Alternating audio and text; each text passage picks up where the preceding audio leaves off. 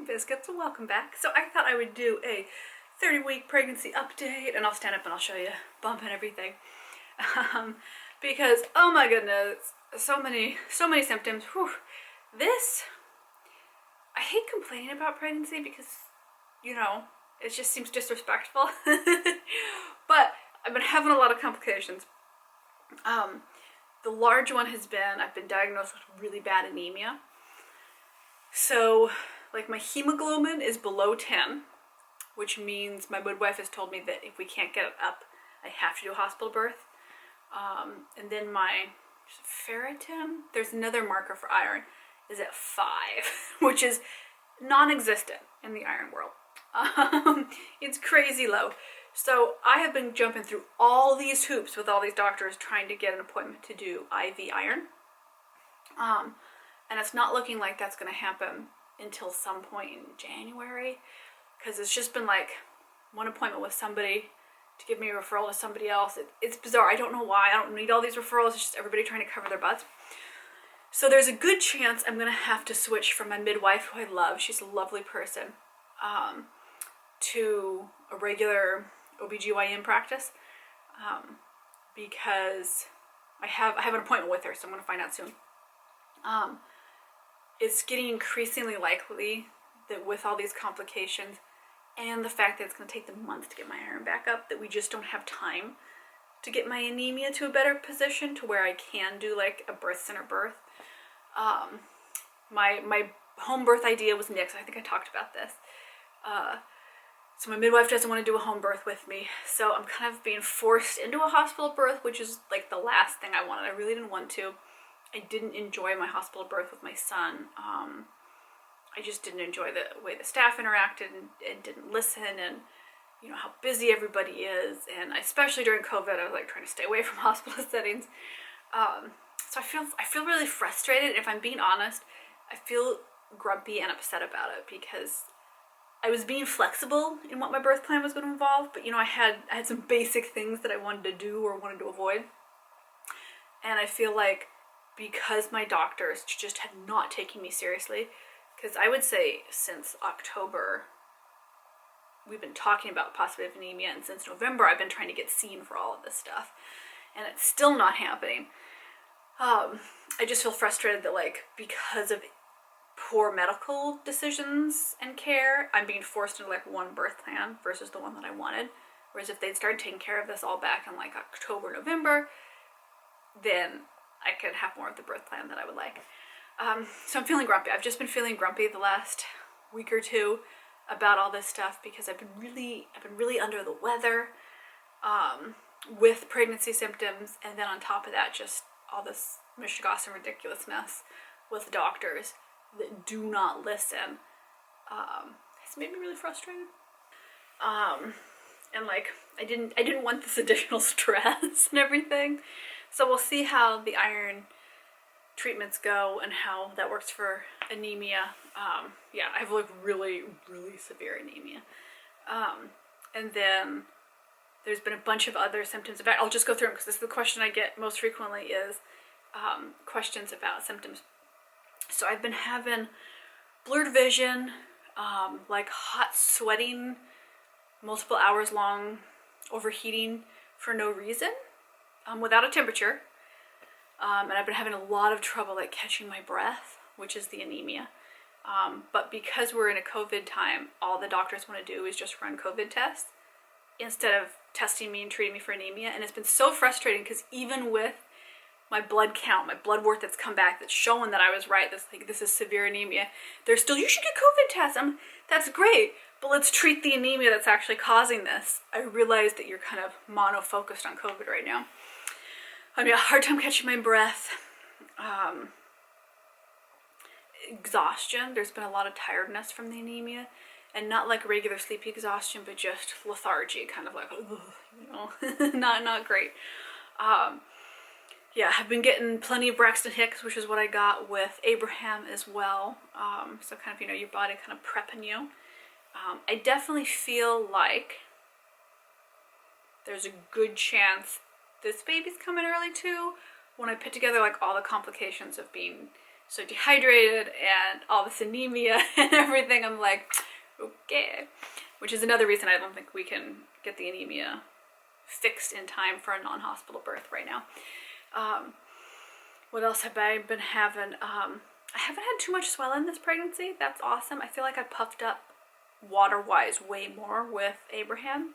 My blood pressure has started getting a little bit higher than it normally is. I normally run really low on blood pressure. So I run between, you know, maybe 100, 110 from upper level at a doctor's visit, depending on how calm I am. And then if I'm at home, it's a little bit lower because I'm more relaxed when I'm taking it. So I've been getting like up into the 120 or something, which for me is high, and so I'm just keeping an eye on that because my blood pressure has raised a lot. Like it's gone from what it would normally be, and it's kind of slowly but steadily gone up. So we'll see. We'll see how that goes. The nausea has come back. Like, it never went away, but it has come back in full force, and that might be the iron prescription that I'm on, I suspect. But yeah, I've been so nauseous. Oof. Oof. It will be... I'm gonna have to watch myself when I give birth and I can eat normally and I'm not so nauseous, because I think I'm just gonna pig out, not in necessarily a healthy way, because I'll finally be not nauseous. I've been so nauseous such a long time now that it's just like, sometimes take your breath away nausea, like, whew, that was a lot. Oh my goodness. What's going on, body?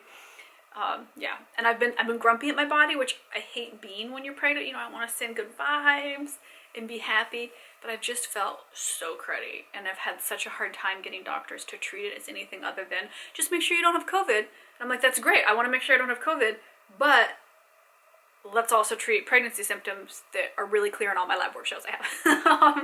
So it's just been really, it's been frustrating. But I'm glad to make it to week 30. I feel like that's really exciting. So in my mind, I have my 6-week countdown to see if baby comes the same time that Abraham did at 36 weeks.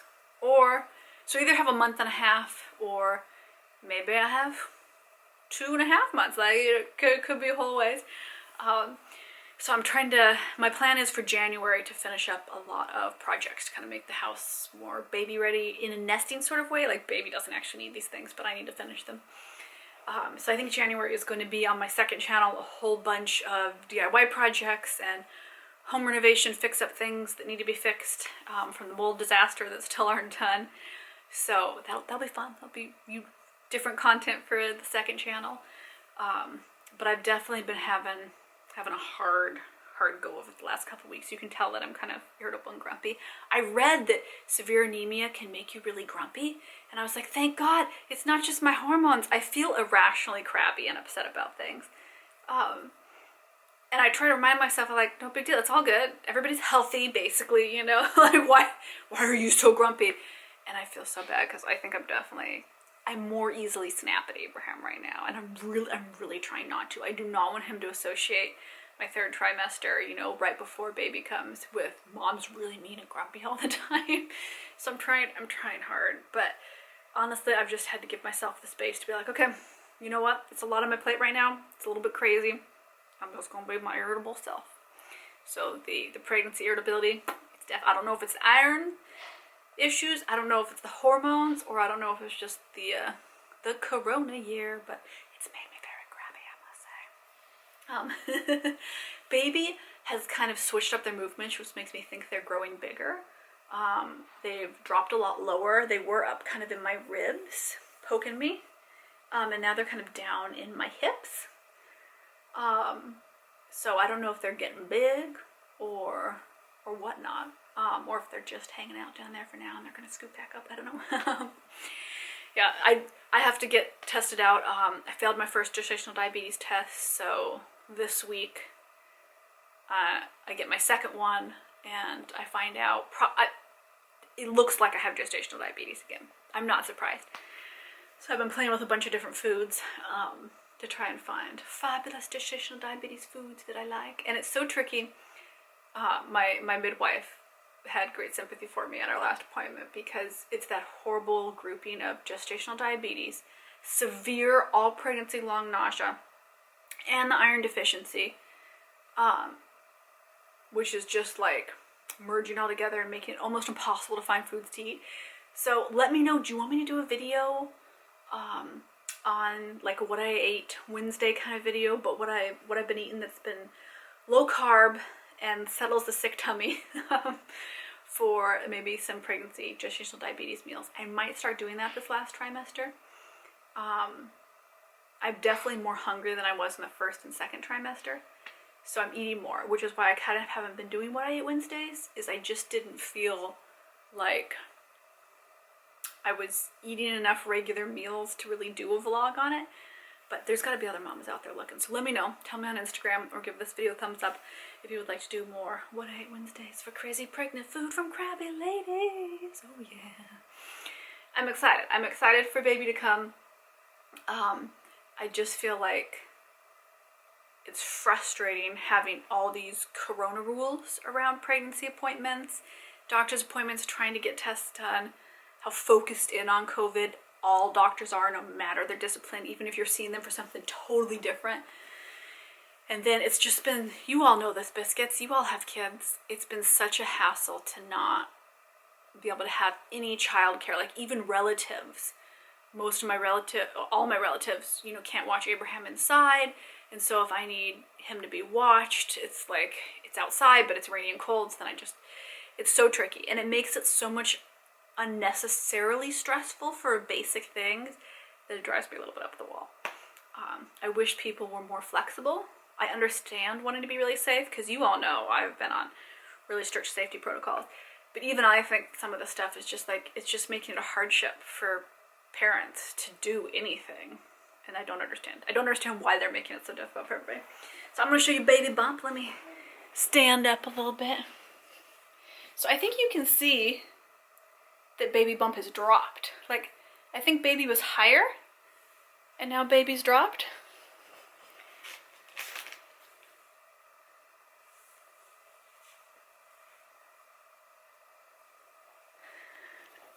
I can tell baby's dropped a bit too because my belly button's gone back in a little bit. It was more popped out when baby was higher. I think baby's dropped down a little bit. And I don't know if baby will scoot around and move more. But yeah, no, I'm getting all the baby clothes washed and prepped. I need to get, increase my diaper storage. I have some diapers. I need to gather more of a stash. And I've started thinking about, postpartum care and stuff, and like, what do I want to do for me for postpartum? Because when I had my son, I didn't do a lot for me postpartum at all, really. I didn't respect that period. And I really wish I had. So this time around, I'm really trying to give our family the space of like, just being in that little new baby bubble, taking care of my body, relaxing, sleeping as much as we can. Yeah, I'm gonna like prepare foods. I might even buy frozen food. I know that's shocking. And just kind of get ready. And it's a little bit different than, I was hoping that by the time baby came, we would be further along with lockdown restrictions being lifted, so that like more of my family could come visit and help out, entertain Abraham, and just just be part of that postpartum period. But it doesn't look like that's going to happen in the U.S. So I'm kind of planning for more towards a solitary one. I did officially bring on a doula, which I think is going to be really helpful, and she is part of our bubble anyway, so that's great. We don't have to increase our bubble risk. And she does postpartum care too, so I think that that's going to be really wonderful to have a voice in my ear that is reminding me that it's okay to take postpartum time, to take care of ourselves, to be an advocate during labor, which is especially important now that I'm probably going to have to do a hospital birth. So I'm really glad. I'm really glad I'm doing a doula. I wished I would have done a doula last time, and I was going to look into hiring a doula, but he came before I could thought about hiring anybody. So I'm doing it earlier this time to get ready. And that gives me actually a lot of like stress reduction. Just, I like that idea of a doula. It's just nice to have somebody that's there, that's looking out for you. Because the doctors are looking out for your health, but they're looking out for baby's health, right? Like that's the big one. And it's nice to have somebody that's an advocate for you and is taking care of you as a mama. Because I feel like so much of pregnancy is baby, baby, baby. And then you have the baby, and then you're just kind of left on your own. And I'm really trying to nurture up, even if it's like a digital sisterhood of just having group text messages and Zoom calls and FaceTimes with the women in my family, so that I feel more ready to kind of bring new life into the world, and I'm trying to really leave the space in my life for that. We have a group chat with a lot of the women in my family, you know, where I get to complain like, I feel so sick all the time, you know. It's mainly me complaining and them going, oh, here's a photo of some artwork we made, which is fair because they're like, hey, whiner, stop your whining. I know I feel like I've been so whiny the last couple weeks, but just got a bunch of funky, not good pregnancy news and complications like all at once, and I went, that doesn't make me happy. So I'm trying to be more. I think once I come to terms with all of that, I'm like, okay, birth plan's changed, health stuff, that I'll be less grumpy because it'll be easier for me to process. But I've definitely had a couple of weeks where I've just had to be like, okay, gotta process this through, and that'll be good. Be good to process it through.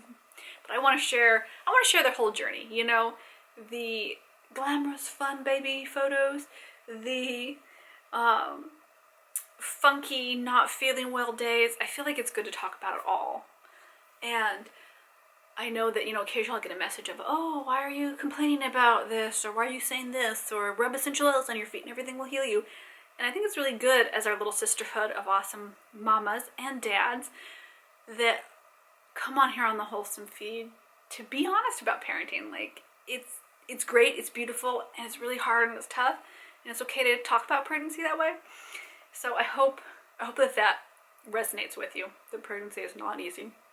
It's beautiful and magical, but it's also okay to talk about all the funky stuff and the hard weeks that we have when things do not go the way we're hoping. Okay, I'm gonna see you in the next video. You have put up with much of my complaining and updates. It's so weird to feel baby drop lower because I just gotten used to baby being in a certain position.